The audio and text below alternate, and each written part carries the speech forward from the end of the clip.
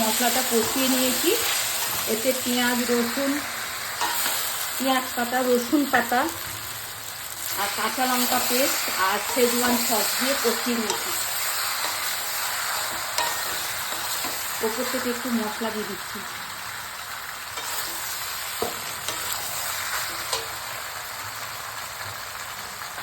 এরপর দিচ্ছি এই চিজ, ভাপেরকে